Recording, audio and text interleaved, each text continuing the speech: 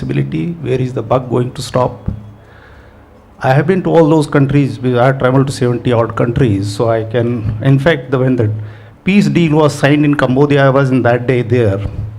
So I have seen the way Cambodia and others, Vietnam, and everybody has risen. And now I'm wondering here the way we have fallen, and here there is Mr. Dhingra, who is an entrepreneur who has dedicated life, and I don't think anybody is listening to him right now. Manrega is being given as an example for a serious problem where the largest jobs in this country will have to be created by this industry, and Manrega is being given as an answer to him. No, I really find there is no stakeholder here who is bothered about the jobs in this country.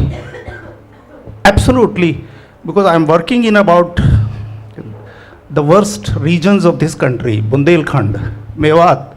Nobody bothers about the jobs there.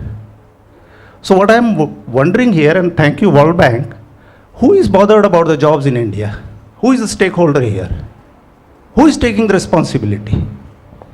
And I don't see anybody in this room right now taking the responsibility.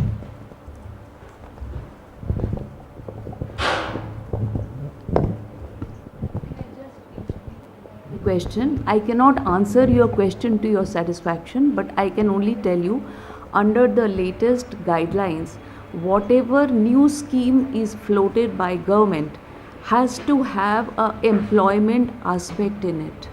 You have to say whatever policy one is suggesting, it doesn't matter which ministry is floating that policy, the employment implication of that policy has to be there. Only if it is going to create sufficient employment, then only a decision is taken. I'm saying right now there is no job. The way it is being talked about, it's a headless kind of chicken running around here. I don't agree with you, please. No, I'm just saying the jobs. Okay. Tell me 1 million jobs every month. Who is creating them? Where I am right now telling you the 2 regions where I am working. Mr. Dhingra is crying here. Nobody is listening to him. No. Can I respond to? Try to respond to Mr. Mehmood? Let's not blame the government. I think we must understand why did the word I am using is the stakeholder, not the government. No. Jobs are created by the society. It is not the government alone. In fact, the 80 to 90% jobs are created by small and medium enterprises. MSME. But then I'm right now using the word stakeholder. I'm not putting any one person here. Because here is an excellent entrepreneur who has created a jobs, who has shown how it can be done kind of thing. Right now here is an excellent report World Bank has created for us to show the mirror to us. I am finding in this room a sense of denial. I am trying to sense a feel of that we need to take the responsibility. We have these we are the youngest nation. We need to take the responsibility of these youngsters. I have a lady here who is working with me in the village, Selja. Some of you can talk to her. Right now she is training in a very, very difficult conditions, these youngsters, young girls. So I am trying to make a point of that collectively, the stakeholders have to take this responsibility which Mr. Dhingra is pointing out of job creation. And that is why the bureaucratic answers or the answers which are sort of moving around in the files are not to me the answers, because I have seen the rise of Cambodia and Bangladesh and Vietnam and everybody else, and before that of course China. But here I have seen the fall, because 30 odd years ago I was actually selling cotton to the textile industry in this country. So my job, the Punjab cotton, I have marketed that. So I'm trying to talk from different perspectives. So the fall which has happened, the jobs which are being lost, so that is the kind of a process. So I am in this room trying to raise a conscience of this room, collective responsibility of the stakeholders. Thank you.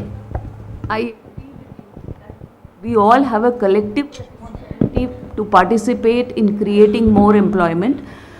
We have Babni Lal as advisor from textiles. She is framing, at the moment textile ministry is framing a new textile policy, and she may like to say something about the textile ministry's stance overall. Textile policy is not yet out. Yeah, textile policy, I'm attempting to answer your question.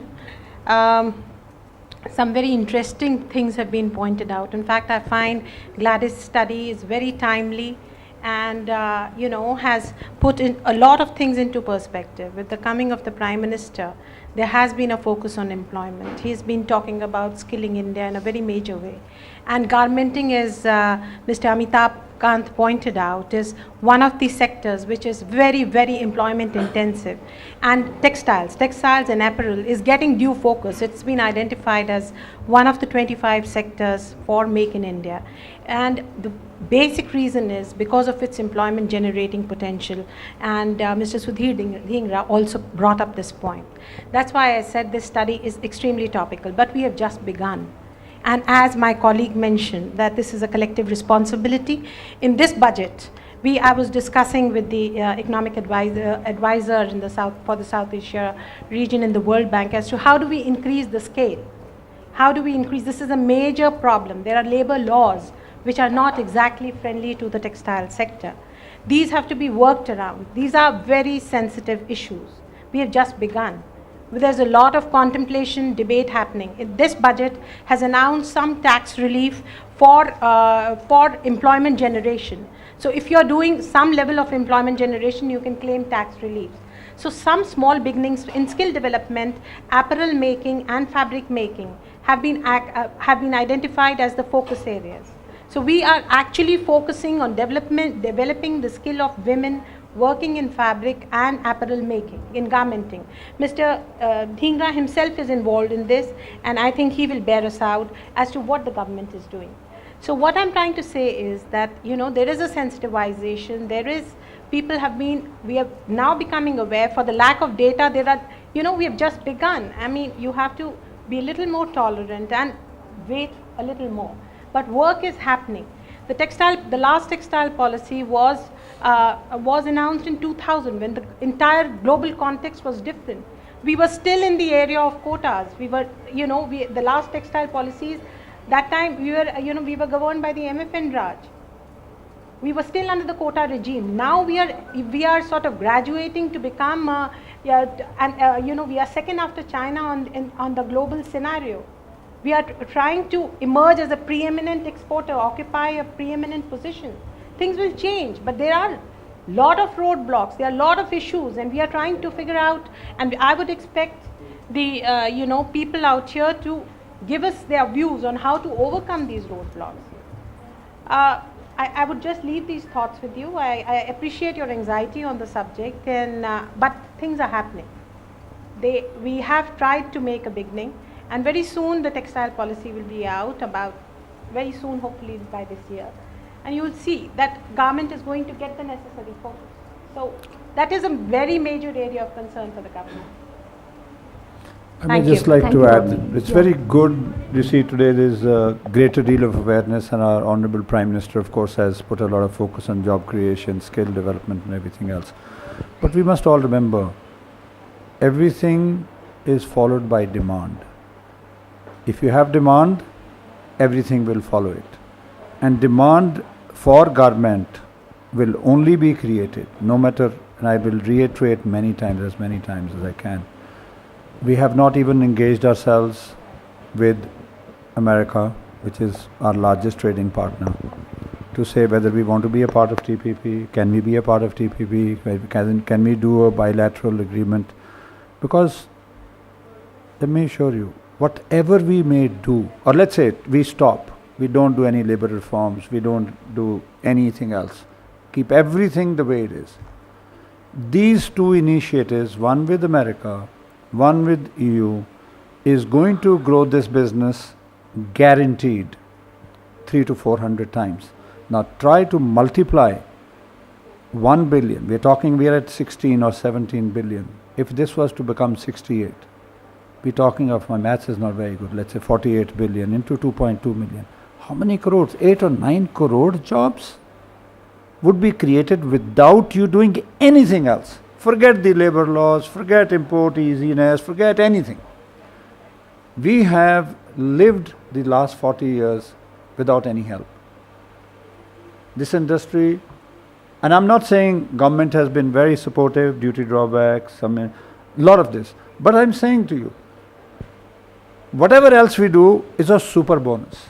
But without these two initiatives, I can tell you with absolute clarity, our exports will not grow, they will either stagnate, they will grow slowly, or worse, they can dwindle.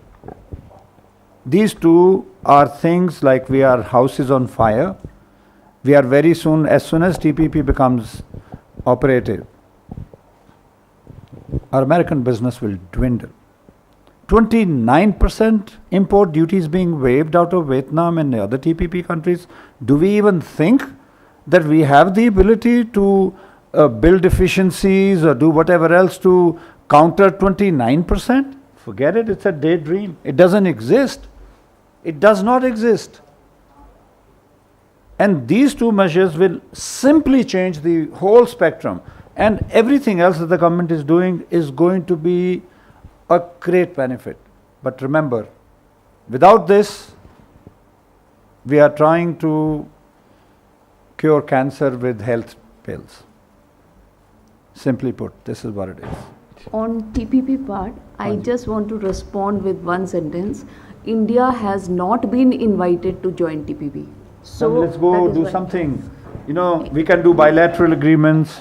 If Americans come here, you see, it's our need. The fact is, we have to understand it is this country's need.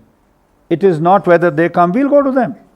If they come to you and they want to sell you aeroplanes, they want to sell you arms and ammunition, they want to do insurance business in India, they want to do shipping business in India, they want to do a zillion things.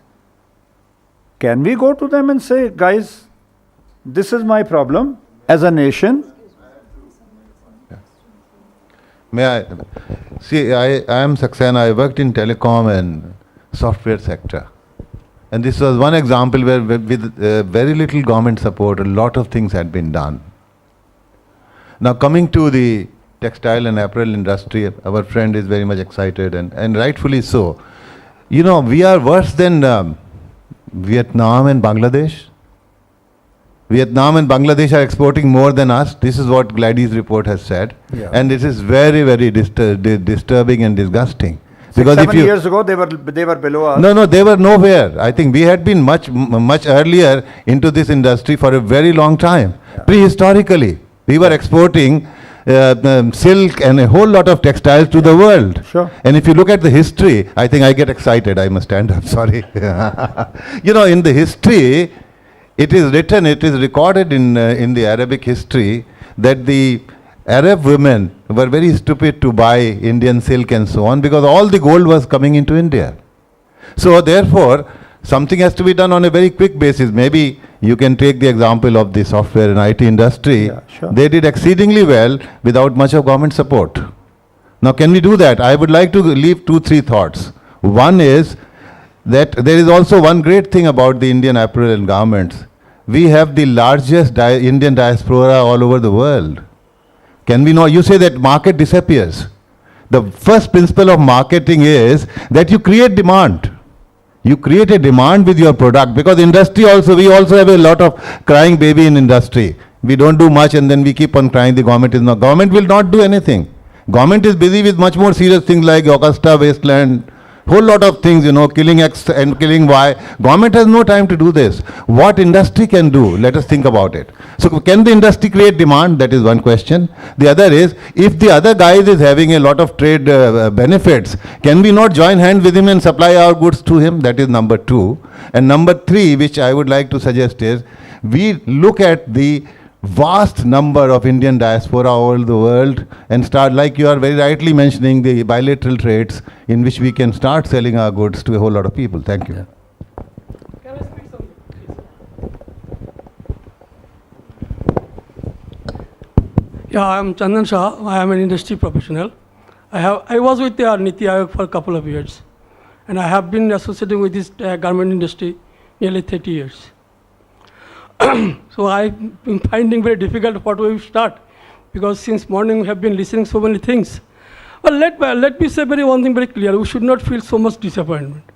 I don't feel. If you look back around 90s about garment industry, we have been nowhere. Those days Malaysia, Singapore, Hong Kong, Thailand, They have been much ahead of us, including Japan and South Korea. Today, no one is in the market after China has been access to the market. Now, let us understand why our Indian garment industry are not finding a big way of success in the global market. If you look back the history of the Indian garment industry export market, we are exporting only 5 items, and which is a 90% of our exports. Now, we are not producing any high value-added products. Sorry? We are not producing very high value-added products in a very high capacity. I will come to you. If you ask a question, I will give you reply. Now, point is there, why you expect America will come to you or Europe will come to you? We have not been able to produce a very high quality sports garments, high quality fireproof garments, high quality hotelier cloth, high quality medical garments. What else we are producing? We are producing only some sort of t-shirts, trousers, blouse, skirts. Yes, madam. I know it. That's why I'm talking. I am telling madam, आप disturb मत कीजिए. I am taking with full confidence. I am not a fool. So this is the whole problem. If we are now, you look at the China. We have been talking about China's share has come down 41 to 39% in last 2-3 years. How much India has got the benefit? Nothing. You look at the Bangladesh massacre, when fire started in Plaza, lot of things that their industries have been closed. We have been all talking India will benefit of this opportunity. We could not. Now let us find out why you have not been able to enjoy this opportunity, why you could not get Can I answer this for you, sir? No, May I answer this for you? Yeah, I am holding it. So, the garment industry, the size, I'll come to you as well. The size is, Vijayji, correct me, it's almost $600 billion a year. Beg your pardon? The textile industry, garmenting industry is almost 600 billion or thereabout. In the global. Hanji. We have only 16 or 17. 771. I'm saying we are a very 3-4% market share. When you talk of these things, whether they are medical,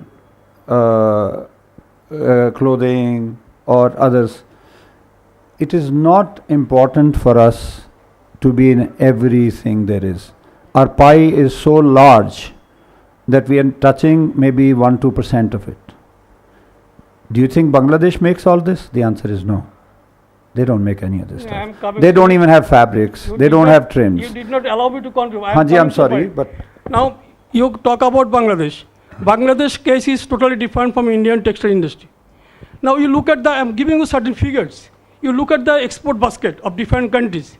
You go to Thailand, you go to Vietnam, you go to Cambodia, talk about Indonesia, Bangladesh. Everybody's countries garment export share of their forex earning above 50 above.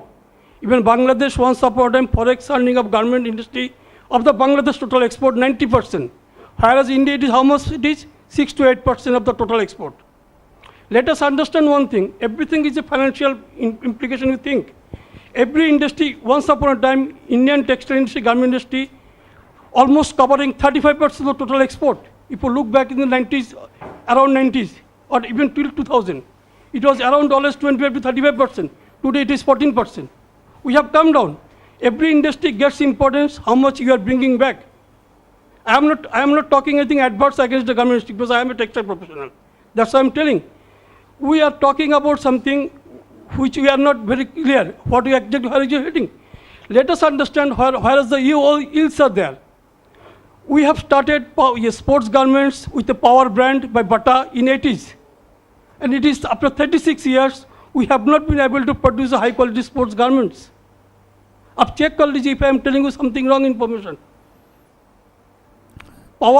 Power brand has come to India. That brand was very small. And let me tell you, it Tirupur makes much better product in that area. Tirupur industry, Tirupur what they are doing? Tirupur is mostly making t-shirts. What else? Now, so basic problem is there's nothing wrong with that. I am not talking any industry. I am telling the facts. I am sharing my experience and information. Now, the biggest problem, try to understand the logic. The biggest problem is that in sports garments, we need to produce high quality hollow polyester, which have never been produced in India since mid-90s. Japan has started this total sports garments. Sir, have we technology- conquered everything that is on our table first, before running to some other countries? We today, and I must tell you, I don't know when you went to last to some good garment exporters, you'll be amazed at the quality and diversity of product that's being produced. You would be amazed. I'm telling you, I'm you not come, denying you the go case. and see your friends, or come and visit us, we will show you. Okay, no, You'll not even recognize, you won't even believe the kind of product and for the kind of clients, world-class clients. We're not talking of selling to Indians. You name the brand, and you will see the product being bought day in and day out. And the problem is about perception, and that perception is because 8,000 of our companies are small. They're not growing because there is not demand that's coming. Demand is not coming because the customer is he has to get a price. He's not able to get the price out of India. So anything that he can take out of India, he will take out of India. You know what, I wish I will not control more time, but discussion we can do with each other in point to point.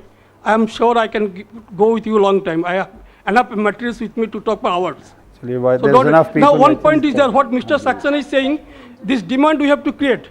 Demand never comes. Demand we have to create. I would like to intervene here because we can have our personal. Yeah, madam, thank you. I'm not continuing. In a different forum. The forum was basically meant for launching the World Bank report and to have a discussion on that. I think we had digressed enough on different fields. We can settle it in a different forum. You can send mails and I will definitely pass it on to the people dealing with the matter instead of groping in the dark. Thank you everyone for participating. Can I take a minute on what he has said? Yeah. I just want. I think what he's talking about the sportswear, I quite agree with him. He's saying in sportswear today, you get 100% polyester or slightly blended with cotton. Sportswear, leisurewear, fashion wear. And here are the skewed policies, which I do not agree with Mr. Dhingra. That will come. That is taking time. The capacity utilization, we have highly sophisticated polyester industry in this country, the man-made fiber industry. But the skewed policies make the capacity utilization to a ridiculously low figure of 60%. Madam, who will invest in that? And for that purpose, I think there's a huge potential for our man-made fiber exports in sportswear, in leisurewear, and he is not really wrong in that. Thank you. Thank you so much. I'll please like to end. I have another meeting and I'm racing against time. That is why I requested him that I would like to conclude. I'm not talking about anything else, you know. Okay, if you will take 1 minute, it's okay. Okay. I just wanted to, impress upon on all the people the potential of the garment industry as such. The potential is huge. The employment generation which can do is, unmatched as such, You take any other industry, they cannot match with the garment industry. And the beauty is that, it can go to any area. It can go to the rural areas also and provide the job to the, Right there. agricultural laborers, No other industry can do this kind of a job. So what, it has its own woes. It has its own difficulties. yeah. And there was one report which was done by APC, and it said in 2012, and it said that the garment export industry is bound to fail. This was the report which was there. Why it is going to fail? Because the garment industry is seasonal. It's a cotton-based kind of thing. We just produce only for summer and spring. We don't produce for fall and winter as such, because again reasons have to be again seen this thing. Yeah. And what Mr. Dhingra has he has given a lot of suggestions, and in fact but the industry has been trying to put forth all these issues before the government has to come really forward and support the industry. Then the dream of Make in India, the dream of skilling India, the dream of having employment and employment to the female as such. 70% female are employed in the garment industry. So the potential is huge. I think this has got to go to all the policy makers, and they should concentrate on this industry, and you see that the picture will be totally different. Thank you so much. Thank you for your suggestions, because I have noted down all the suggestions which are not already integrated into the upcoming policies. And we had advisor from Textile Ministry who is already in the process of framing the new textile policy. So I hope all this interaction will help us to go forward and to ensure that the apparel exports goes on a higher trajectory. Thank you, sir. Thank you. I would like to thank all the panelists and the chair for the different perspectives they have given and the discussants for the intense discussion that we had. As we conclude the event, on behalf of ICRIER, I would like to thank World Bank for offering us this opportunity to organize this event. I would also like to thank all the speakers and panelists at today's event. The discussions were enriching, and I am certain they will encourage future research in the subject. We at ICRIER are extremely grateful to all the dignitaries who joined us today and exchanged their ideas, and we thank all the participants. And lastly, the ICRIER's administrative team deserves a special thanks for coordinating and ensuring that the event goes smoothly. I would like to invite you all for lunch now.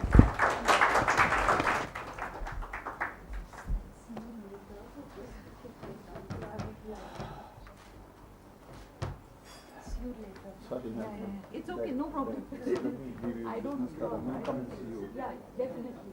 Actually, more appropriate person it will be textile advisor who was here. No, the point is